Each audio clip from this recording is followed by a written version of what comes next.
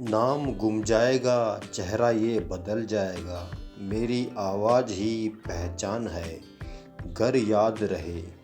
आज हम ऐसी महिला के बारे में बात करेंगे जिसने अपनी सुरीली आवाज़ के दम पर भारत में ही नहीं पूरी दुनिया में अपनी पहचान बनाई। लोग उन्हें वॉइस ऑफ द नेशन के नाम से बुलाते थे। हम बात कर रहे हैं अपनी आवाज़ से लोगों के दिलों पर राज करने वाली भारतीय सिंगर लता मंगेशकर की, जिनके गाने हम सभी ने सुने हैं। किस तरह एक आम परिवार में पैदा होने वाली लड़की हमारे देश की आवाज़ बनी।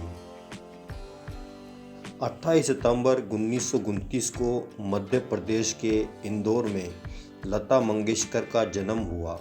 उनके पिता का नाम दीनानाथ मंगेशकर था, जो कि एक गायक थे। उनकी मां का नाम शेवंती मंगेशकर था। वे एक हाउसवाइफ थी। जब लता 5 साल की थी, तब से उन्होंने अपने पिता के साथ काम करना शुरू कर दिया था। बचपन में स्कूल के समय से ही उन्होंने गाने की प्रैक्टिस शुरू कर दी थी। लता अपने पिता से गाना सीखती थी और स्कूल में जाकर बच्चों को गाना सिखाती थी। लेकिन एक दिन स्कूल के टीचर ने उन्हें बहुत डांटा और तभी से लता ने स्कूल जाना बंद कर दिया। उसके बाद वो घर से ही पढ़ाई करने लगी। उनके पिता अपने संगीत की कक्षा घर में ही चलाते थे। बहुत छोटी उम्र से ही लता अपने पिता की व उनके शिष्यों की गलतियों को बताकर उन्हें सही सुधार कराती थी, और ये सब देखकर उनके पिता जान चुके थे कि एक हीरा तो उनके घर पर ही है। फिर लता के पिता ने लता को भी संगीत की बारीकियां सिखानी शुरू कर दी।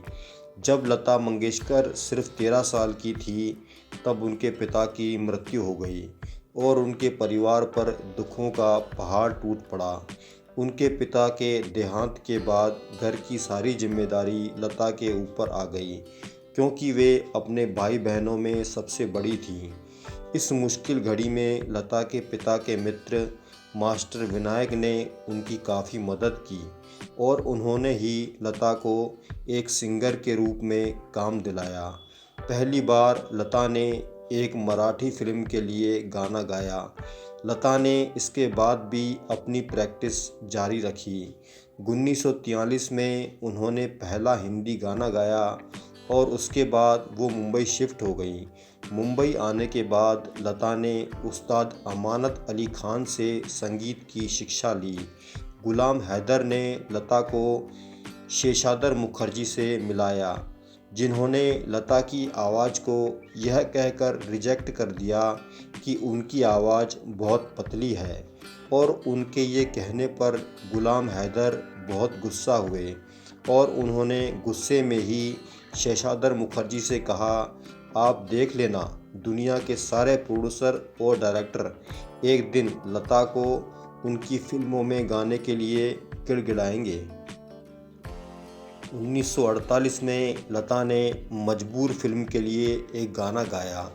ये गाना पूरे भारत में काफ़ी लोकप्रिय हुआ और अब सच में म्यूजिक डायरेक्टर्स उनके साथ काम करने के लिए सपने देखने लगे।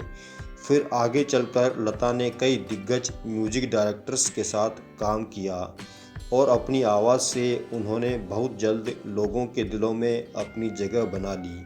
हालांकि सफलता के साथ उनके दुश्मन भी काफ़ी बढ़ चुके थे, इसलिए 1962 में तबीयत खराब होने के बाद उन्हें ये पता चला कि थोड़ी थोड़ी मात्रा में उन्हें कोई जहर दे रहा था। बाद में पता चला कि वो आदमी उनका नौकर था, जो भागने में कामयाब रहा। कुछ समय आराम करने के बाद लता जी स्वस्थ हो गईं। 27 जनवरी 1963 को उन्होंने उस समय के प्रधानमंत्री जवाहरलाल नेहरू के सामने ऐ मेरे वतन के लोगों गाना गाया। इस गाने को सुनकर वहाँ पर बैठे सभी लोगों की आंखों में आंसू आ गए थे। आगे चलकर लता जी को संगीत जगत में योगदान के लिए पद्म भूषण, दादा साहब फाल्के पुरस्कार, राजीव गांधी पुरस्कार और भारत रत्न जैसे कई पुरस्कारों से सम्मानित किया गया और ये सभी पुरस्कार लता जी की सफलता की कहानी बताते हैं। लता मंगेशकर वो महिला हैं जिन पर हम सभी को गर्व है। लता जी के एक छोटे भाई भी हैं जिनका नाम हृदयनाथ मंगेशकर है। इनकी 3 बहनें हैं जिनका नाम उषा मंगेशकर, आशा भोसले और मीना खाड़ीकर हैं। ये तीनों भी सिंगर हैं। अफसोस है कि लता मंगेशकर जी आज हमारे बीच नहीं हैं। 6 फरवरी 2022 को उनका निधन हो गया था। आज पूरा देश लता जी को याद करता है। अगर आपको यह वीडियो अच्छा लगा हो तो हमारे चैनल को सब्सक्राइब करें, वीडियो को लाइक और शेयर करें। आपके एक सब्सक्राइब और लाइक से मेरा मनोबल बढ़ेगा। आपका कीमती समय देने के लिए धन्यवाद।